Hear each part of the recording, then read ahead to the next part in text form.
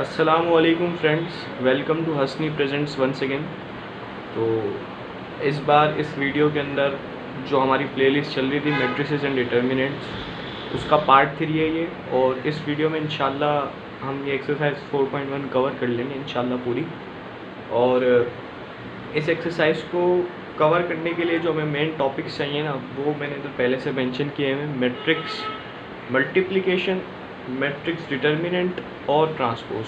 अच्छा, डिटर्मिनेंट सीखने के बाद आपको इन्वर्स भी इंशाल्लाह इसी में सिखा दूँगा। और चलो वीडियो का आगाज़ करते हैं। तो मैट्रिक्स मल्टीप्लिकेशन फर्स्ट पहले हम ये कवर कर रहे हैं, मैट्रिक्स मल्टीप्लिकेशन। अच्छा, मैट्रिक्स मल्टीप्लिकेशन के लिए आपको एक रूल याद रखना है कि जब भी हम किसी दो मैट्रिक्स को मल्टीप्लाई करेंगे, कितने मैट्रिक्स को मल्टीप्लाई करेंगे, तो एक रूल होता है उसका। वो ये है कि जैसे एक मैट्रिक्स है ए, सही है, विजिबल है, यस। एक मैट्रिक्स है ए, ये है 2/3 का, सही है। इसे हमें मल्टीप्लाई करना है बी से, ये है 3/4 का। तो ये दो मैट्रिक्स है, इन दोनों को हमें मल्टीप्लाई करना है। तो ये जो 2/3 होता है, तो जो फर्स्ट 2 होता है ये रिप्रेजेंट करता है रो को, मीन्स ये इस मैट्रिक्स में दो रोज हैं। और जो लास्ट वाला होता है 3, ये मतलब इधर कुछ भी हो सकता है। तो इधर 3 है तो मीन्स ये रिप्रेजेंट कर रहा है कॉलम को, सही है। तो मतलब इस मैट्रिक्स के अंदर ए के अंदर दो रोज हैं, 3 कॉलम है। और बी के अंदर क्या है, फर्स्ट वाला क्या रिप्रेजेंट करेगा, रो को, और सेकंड वाला रिप्रेजेंट करेगा कॉलम को। तो बी के अंदर क्या है, 3 रोज हैं, 4 कॉलम हैं। अच्छा, मैट्रिक्स की मल्टीप्लिकेशन तभी पॉसिबल होगी जब फर्स्ट मैट्रिक्स जो हमारा इधर ए है, इस मैट्रिक्स की कॉलम बराबर होगी सेकंड मैट्रिक्स जिससे हमें मल्टीप्लाई करना है बी, उसकी रो से। मींस अगर ए की कॉलम जो 3 है वो इक्वल हो जाए बी की रो से, वो भी 3 है, तो मींस ये मैट्रिक्स की मल्टीप्लिकेशन पॉसिबल है। अगर ये दोनों सेम ना हो तो मींस क्या होगा कि ये पॉसिबल ही नहीं है, मींस मल्टीप्लिकेशन हो ही नहीं सकती। जैसे अगर ए जो मैट्रिक्स है वो हो 2/3, मींस 2 रोज 3 कॉलम, और मल्टीप्लाई कराएं बी से जो वो भी 2/3 का मैट्रिक्स हो, मींस ए की कॉलम 3 है और बी की जो रोज है वो 2 है, मींस ये अनइक्वल आ गया। तो ये मैट्रिक्स मल्टीप्लिकेशन पॉसिबल ही नहीं है। विजिबल है, यस। आई थिंक थोड़ा जूम कर दूँ 1 मिनट, चलो।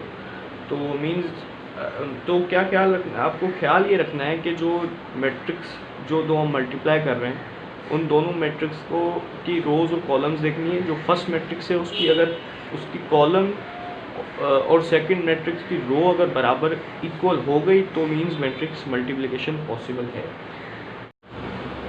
तो उम्मीद है आपको ये सब कुछ समझ आ गया होगा मैट्रिक्स मल्टीप्लिकेशन। तो इसकी जो एग्जांपल है वो हम अगली वीडियो में करेंगे, क्योंकि अगर हम इसे अभी इस वीडियो में इंक्लूड करेंगे तो वो बहुत बड़ी वीडियो बन जाएगी। तो इसके लिए एक अलग वीडियो बन सकती है इस टॉपिक पर। तो अभी आपको सिर्फ इतना समझ आना चाहिए कि मैट्रिक्स मल्टीप्लिकेशन कब पॉसिबल होती है, मीन्स के रूल आपको पता होना चाहिए। तो वो रूल आपको ऊपर डिस्कस कर दिया है। तो अब हम बढ़ते हैं मैट्रिक्स डिटर्मिनेंट की तरफ। तो मैट्रिक्स का डिटर्मिनेंट कैसे निकलता है, तो दूसरा टॉपिक था हमारा मैट्रिक्स डिटर्मिनेंट। विजिबल है डिटर्मिनेंट। तो मैट्रिक्स डिटर्मिनेंट बहुत इजी होता है। जैसे एक मैं मैट्रिक्स लेता हूँ 2/2 का। अच्छा, डिटर्मिनेंट उसी का निकलेगा जो स्क्वायर मैट्रिक्स होगा। स्क्वायर मैट्रिक्स मैंने आपको बताया था पार्ट 1 में, तो वो आप देखिएगा।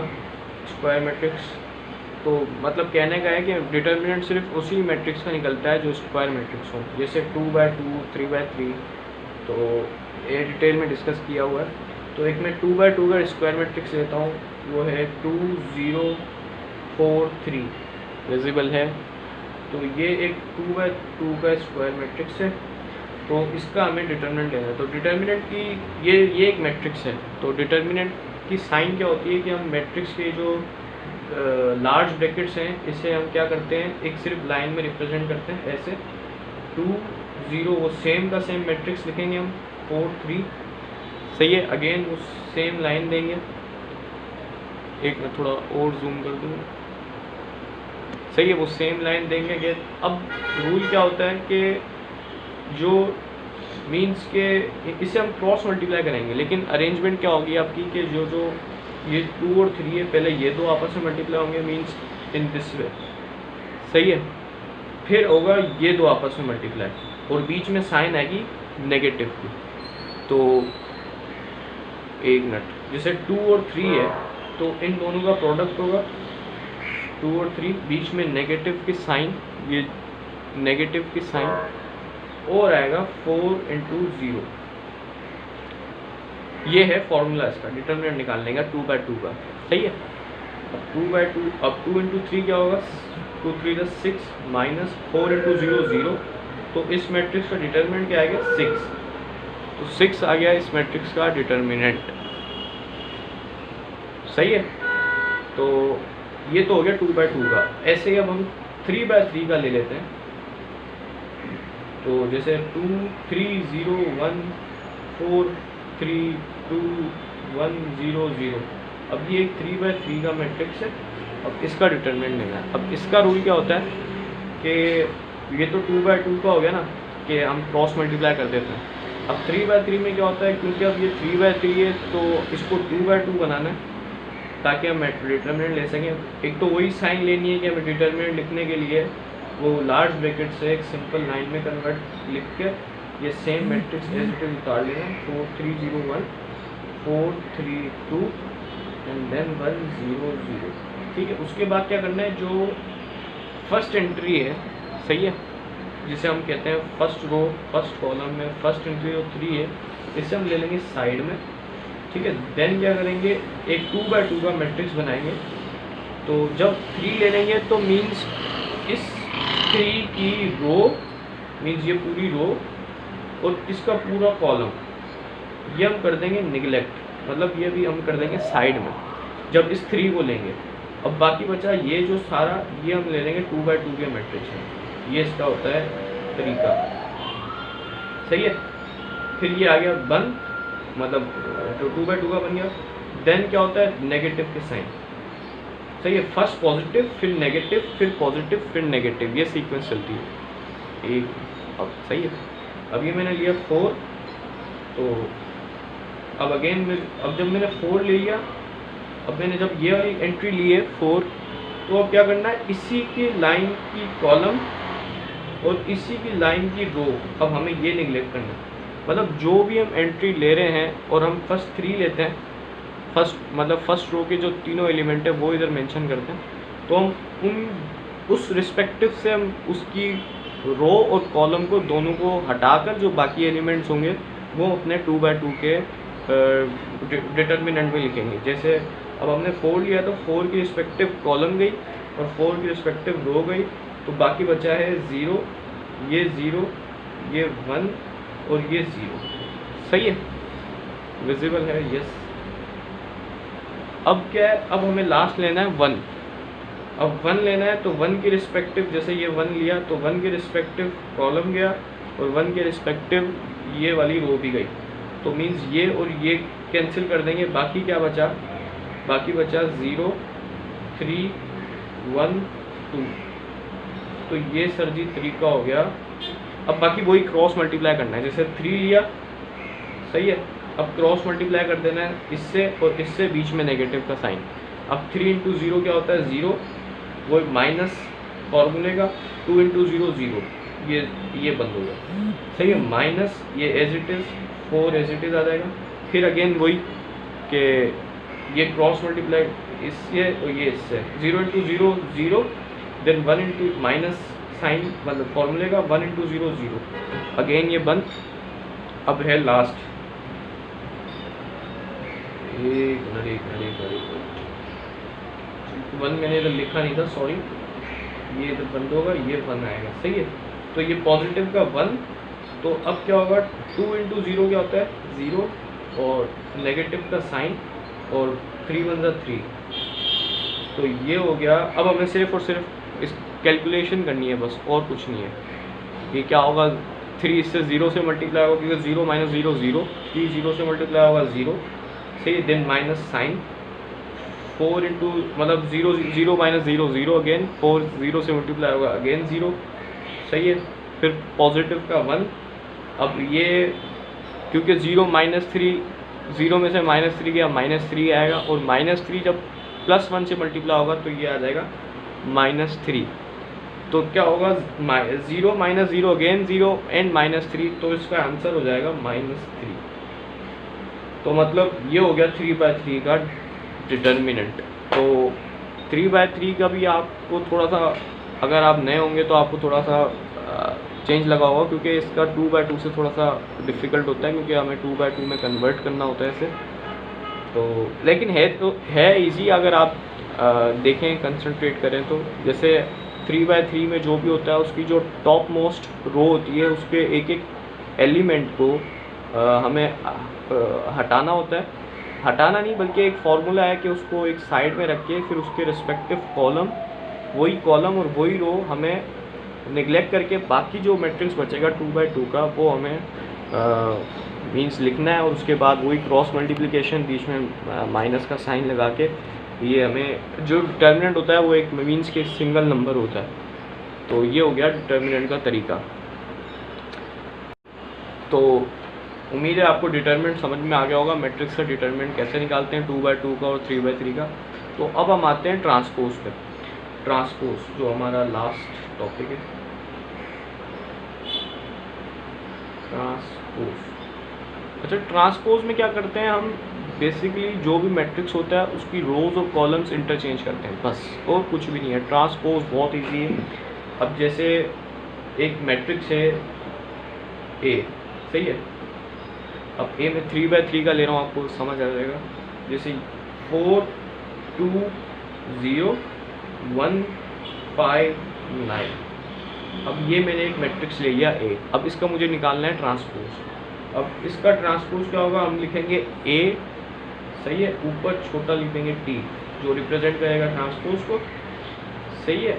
और अब इसका ट्रांसपोज क्या होता है कि interchanging of rose and columns. अब ये जो यहाँ पर एक ये जो रो है ना, ये जो कॉलम है ना यहाँ पर इस जगह पे, अब ये हमें ट्रांसपोज में क्या करनी है, ये हमें लिख देनी है रो।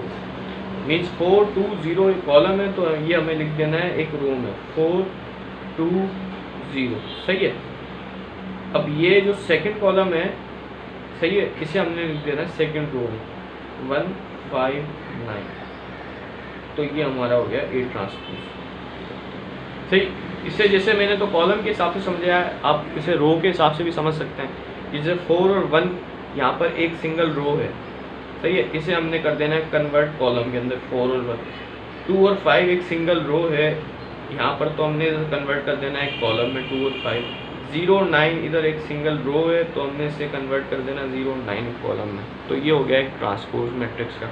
बस इंटरचेंजिंग करनी है रोज और कॉलम्स की। जिस मैट्रिक्स का कहा जाए आपको ट्रांसपोज निकालें, उसकी आपने सिर्फ और सिर्फ इंटरचेंजिंग करनी है रोज और कॉलम्स। तो समझ में आ गया होगा आपको ट्रांसपोज भी। तो अच्छा, मैंने अभी एक सवाल देखा था, उसमें ये था कि जैसे ऐसे लिखा हुआ था x इक्वल्स टू, मीन्स कि आपको इसकी में विजिबल है जी, तो x i y, सही है, और इधर दिया हुआ 3 क्रॉस 4। अब ये ऐसे दिया हुआ था और कहा था आप इसका मैट्रिक्स लिखें। तो x i y जो है, i इधर रिप्रेजेंट कर रहा है रो को और y रिप्रेजेंट कर रहा है कॉलम को। ये मैंने अभी डिस्कस किया था मैट्रिक्स मल्टीप्लिकेशन में। जो फर्स्ट होता है वो रो को डिस्क्राइब करता है और सेकंड जो है कॉलम को डिफाइन करता है, सही है। तो अब ये है 3/4, नीचे ये भी गिवन है। तो मीन्स के इस मैट्रिक्स में जो x हमारा मैट्रिक्स है, सही है, इसमें जो रोज़ होंगी वो 3 होंगी और जो कॉलम्स होंगे वो 4 होंगे। तो उसको लिखेंगे कैसे, x इक्वल्स टू, क्योंकि अंदर ब्रैकेट्स के अंदर x दिया हुआ है x i y, तो इसके एलिमेंट्स भी अंदर x ही होंगे छोटे, क्योंकि 3 रोज़ हैं। तो x i y क्या है, रोज़ एंड कॉलम्स। तो x फर्स्ट पोजीशन क्या है, रो 1 और कॉलम 1, सही है।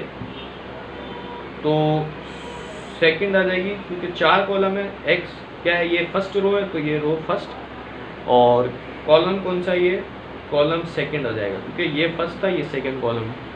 सही है, थर्ड है क्योंकि 4 कॉलम तक हमें इसको बनाना है, तो x, अब क्योंकि रो 1 है, रो 1, अब ये कॉलम कौन सा स्टार्ट हो गया, 3 कॉलम स्टार्ट हो गया। अगेन x, रो 1 है, कॉलम कौन सा स्टार्ट हो गया, 4। तो अब हम सेकंड पे जाते हैं। अब इस पोजीशन पे क्या आ जाएगा, x, अब ये हमारी रो 2 स्टार्ट हो गई, रो 2, कॉलम अगेन 1 है, फिर x, ये अगेन रो 2 है, कॉलम 2 है, x, रो 2, कॉलम 3, x, रो 2, कॉलम 4।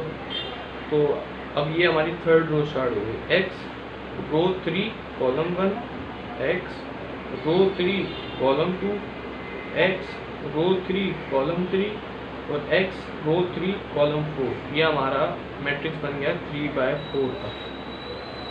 इसमें 3 रोज हैं और 4 कॉलम हैं। सही है, तो बस आज के लिए इतना ही। तो इन्वर्स जो है, इन्वर्स मैंने आपसे स्टार्ट में डिस्कस किया था, तो इन्वर्स और मैं मैट्रिक्स जो रह गया है मैट्रिक्स मल्टीप्लिकेशन, उसकी एग्जांपल क्योंकि बड़ी बहुत है, इन दोनों को मर्ज करके एक अलग वीडियो बना देता हूँ। तो सब्सक्राइब माय चैनल। सही है, अल्लाह हाफिज़, अपना ख्याल रखिएगा और बस स्टे सेफ एंड हेल्दी। अल्लाह हाफिज़, गुड बाय।